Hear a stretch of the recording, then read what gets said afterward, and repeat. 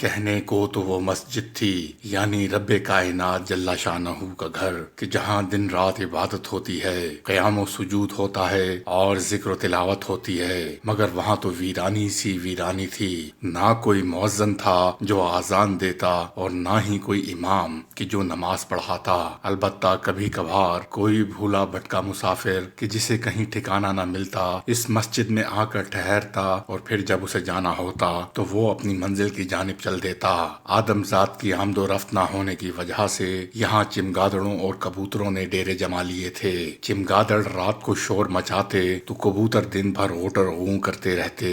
دراصل مسجد کے آس پاس تو کیا دور دور تک کوئی آبادی نہیں تھی، اس لیے لوگ یہاں نہیں آتے تھے۔ ایک وقت میں کسی مرد مومن نے اسے تعمیر کرا دیا تھا۔ اسے امید تھی کہ آس پاس آبادی ہو جائے گی تو خانہ خدا بھی بس جائے گا، مگر ایسا نہ ہو سکا۔ چنانچہ اب اس مسجد کی دیکھ بھال کرنے والا کوئی نہیں تھا۔ یہ مسجد علاقہ اوش کے مضافات میں تھی۔ یہ وہی قصبہ اوش تھا کہ جہاں حضرت خواجہ قطب الدین بختیار کاکی رحمت اللہ علیہ رہتے تھے۔ آپ کو آپ کے عقیدت مندوں نے اس مسجد کے بارے میں بتایا، اس کی ویرانی کا تذکرہ بھی کیا اور یہ بھی اطلاع دی کہ اس مسجد کا ایک ہی مینار ہے، مگر اس مینار کی خاصیت یہ ہے کہ اس کی بلندی پر جا کر اگر ایک مخصوص دعا پڑھی جائے تو لازماً حضرت خضر علیہ السلام سے ملاقات ہو جاتی ہے۔ حضرت خواجہ قطب الدین بختیار کاکی نے اس بارے میں کئی لوگوں سے پوچھا تو سب کا یہی جواب تھا کہ مسجد کے مینار کی بلندی پر مخصوص دعا پڑھنے سے ہر صورت حضرت خضر علیہ السلام سے ملاقات ہوتی ہے۔ آپ کو اشتیاق ہوا کہ آپ بھی حضرت خضر علیہ السلام سے ملاقات کریں۔ یہ ایک بہت بڑی سعادت ہے، اور یہ کہ اللہ تعالیٰ کی رحمت اور کرم بے حساب اور بے کراں ہے۔ وہ ذات ہر بندے کے لیے رحمان و رحیم ہے، بس کوشش لازم ہے۔ حضرت خضر علیہ السلام سے ملاقات کی خواہش لیے بختیار کاکی رحمت اللہ علیہ عازم سفر ہوئے۔ مریدین نے عرض کیا کہ یا حضرت، ہم بھی آپ کے ہمراہ چلتے ہیں، مگر آپ نے فرمایا مجھے اکیلے جانے دو، میری آرزو ہے کہ میں اکیلے ہی حضرت خضر علیہ السلام سے ملاقات کروں۔ چنانچہ مختصر زاد راہ لے کر آپ اس مسجد میں پہنچے۔ یہ رمضان المبارک کا متبرک مہینہ تھا۔ آپ روزے سے تھے۔ آپ نے وہاں پہنچ کر اپنے ہاتھوں سے مسجد کی صفائی ستھرائی کا نیک کام سر انجام دیا اور مسجد کے ایک کونے میں بیٹھ کر ذکر الہی میں مصروف ہو گئے۔ سحری اور افطار کے اوقات میں قدرے کھا پی لیتے اور پھر قیام و سجود اور ذکر و فکر میں مشغول ہو جاتے۔ 2-4 روز وہاں قیام کرنے کے بعد حضرت خواجہ قطب الدین بختیار کاکی مینار کی اونچائی پر تشریف لے گئے۔ وہاں آپ نے مخصوص دعا پڑھی اور پھر نیچے اتر آئے۔ اب آپ وہاں ٹھہر گئے اور انتظار کرنے لگے کہ حضرت خضر علیہ السلام تشریف لے آئیں گے تو ان کا نہایت ادب و احترام کے ساتھ استقبال کروں گا۔ آپ کافی دیر وہاں کھڑے رہے مگر کوئی بھی شخص وہاں نہیں آیا۔ بالآخر آپ مسجد سے باہر تشریف لے آئے تو وہاں آپ کو ایک انتہائی خوش شکل شخص کھڑا ہوا دکھائی دیا۔ اس نے آپ کو دیکھتے ہی اپنے پاس بلایا اور آپ سے پوچھا اس وقت آپ یہاں کیا کر رہے ہیں؟ آپ نے جواب دیا میں یہاں پر حضرت خضر علیہ السلام کی ملاقات کی سعادت حاصل کرنے کے لیے آیا تھا، مگر ان سے ملاقات نہیں ہو سکی، اس لیے اب واپسی کا ارادہ ہے۔ اس بزرگ شخصیت نے آپ سے پوچھا آخر آپ خضر علیہ السلام سے ملاقات کر کے کیا کریں گے؟ وہ تو مسلسل سفر میں رہتا ہے، اس سے ملاقات سے تمہیں کیا فائدہ ہوگا؟ رب تعالیٰ کی برگزیدہ اور پسندیدہ ہستی سے ملاقات باعث سعادت و برکت ہوتی ہے، اور اسی خیال سے میں ان سے ملاقات کا خواہش مند ہوں۔ مزید یہ ہو سکتا ہے کہ وہ مجھے نصیحت کی کوئی ایسی انمول بات بتائیں کہ جو میرے لیے دنیا اور آخرت میں کارآمد ہو۔ اس شخص نے حضرت خواجہ قطب الدین بختیار کاکی سے پوچھا کیا آپ دنیاوی دولت کے طلبگار تو نہیں؟ آپ نے فرمایا میں اس سے بہت بہتر دولت چاہتا ہوں۔ دنیاوی دولت تو ایک امتحان ہے، مجھے اس کی قطعی خواہش نہیں۔ پھر اس شخص نے آپ سے پوچھا کیا آپ نے کسی کا قرض ادا کرنا ہے؟ اگر ایسی صورتحال ہے تو بتائیے، آپ کا قرض ادا کرنے کا انتظام ہو سکتا ہے۔ حضرت خواجہ قطب الدین بختیار کاکی رحمت اللہ علیہ نے فرمایا میں نے کسی کا قرض ادا نہیں کرنا، اور اگر قرض ہوتا بھی تو پھر بھی میں کسی اور سے اپنے قرض کی ادائیگی کو پسند نہیں کرتا، البتہ میں تو اس سے بھی بہتر بات کا طالب ہوں۔ ابھی اس بزرگ شخصیت اور خواجہ قطب الدین بختیار کاکی رحمت اللہ علیہ کی بات چیت جاری تھی کہ اتنے میں ایک اور آدمی وہاں آ پہنچا۔ وہ آدمی آتے ہی اس بزرگ شخصیت سے انتہائی عزت و توقیر اور ادب و احترام کے ساتھ ملا۔ پھر اس آدمی نے اس بزرگ شخصیت سے مخاطب ہو کر کہا، یا حضرت، خواجہ قطب الدین بختیار کاکی دنیا کی خواہش رکھتا ہے اور نہ ہی کسی قسم کی قرض کی ادائیگی کا طلبگار ہے۔ یہ تو صرف اور صرف آپ ہی کی ملاقات کے لیے اپنے قصبے اوش سے یہاں پہنچا ہے۔ اس طرح حضرت خواجہ قطب الدین بختیار کاکی کو علم ہو گیا کہ وہ جس بزرگ شخصیت سے گفتگو کر رہے تھے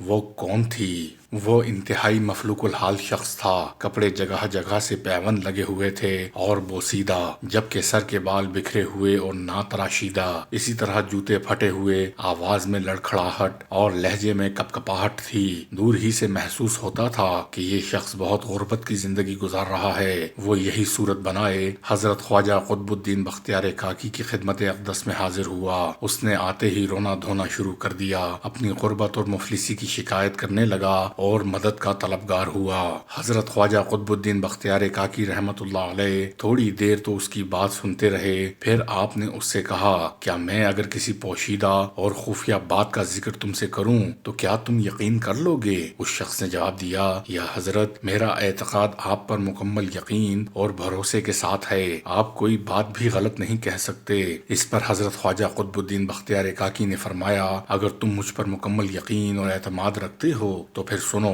کہ میں تم سے کہتا ہوں کہ وہ چاندی کے 80 ٹکے جو تم نے اپنے گھر میں چھپا کر رکھے ہوئے ہیں، پہلے ان کو خرچ کر لو، پھر غربت کی شکایت کرنا۔ اس شخص نے جب حضرت خواجہ قطب الدین بختیار کاکی کی بات سنی تو بہت شرمندہ ہوا اور نگاہیں نیچی کیے اپنے گھر کو واپس لوٹ گیا۔ ہندوستان پر سلطان شمس الدین التمش کے دور حکومت میں ہی حضرت خواجہ قطب الدین بختیار کاکی رحمت اللہ علیہ نے دہلی کی جانب سفر کے دوران پہلا پڑاؤ ملتان میں کیا۔ یہاں آپ کی ملاقات حضرت بہاؤالدین ذکریہ رحمت اللہ علیہ سے ہوئی۔ آپ نے ان کے پاس کچھ روز تک قیام کیا اور مختلف علمی اور دینی مسائل پر گفتگو کی۔ جب حضرت خواجہ قطب الدین بختیار کاکی ملتان میں تھے تو انہی دنوں ملتان پر تاتاریوں کے حملے کا خطرہ ہر شخص کو پریشان کیے دیتا تھا۔ یہ خبر گرم تھی کہ تاتاری کسی بھی وقت ملتان پہنچ کر اس کی اینٹ سے اینٹ بجانے والے ہیں، اور بالآخر یہ خطرہ سچ ثابت ہوا۔ لوگوں نے دیکھا کہ آن کی آن میں جوق در جوق تاتاری ملتان پہنچے۔ لمبے بالوں اور خوفناک چہرے والے تاتاریوں نے ملتان کا محاصرہ کر لیا۔ جدھر نظر جاتی تھی تاتاری ہی تاتاری نظر آتے تھے۔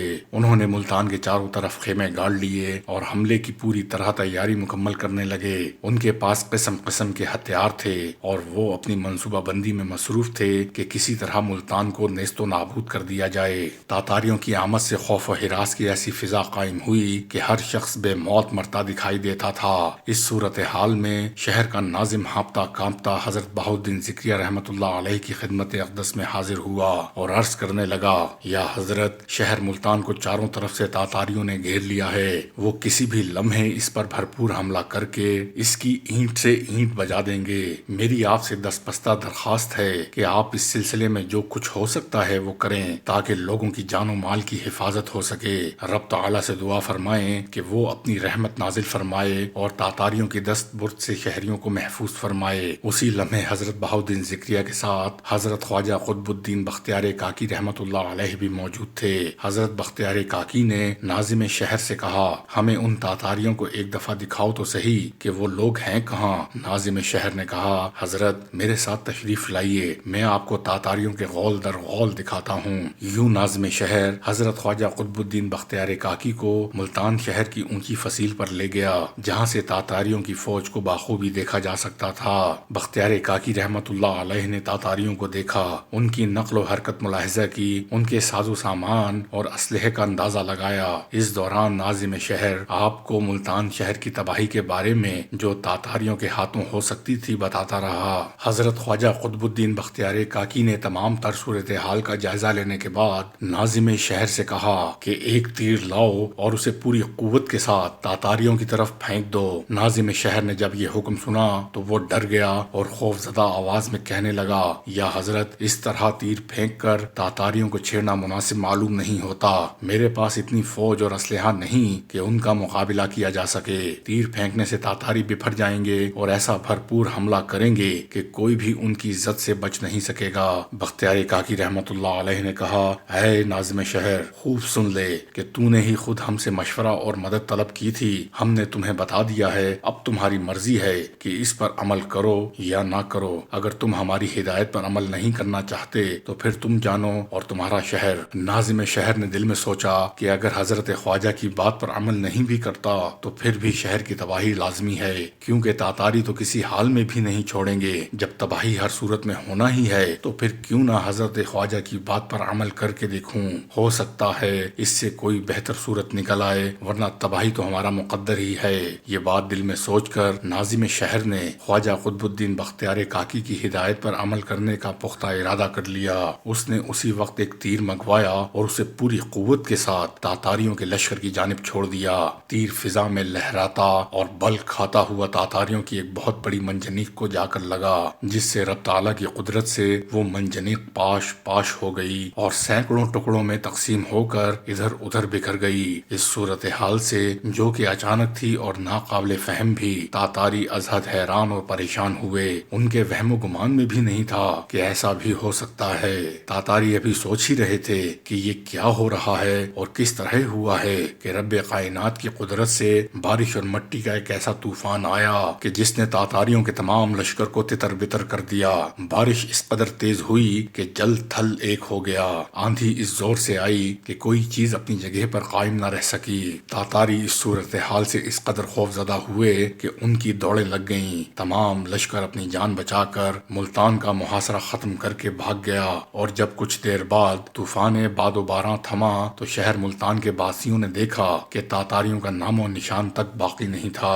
وہ اپنا تمام ساز و سامان چھوڑ کر بھاگ چکے تھے اور میدان بالکل صاف ہو چکا تھا۔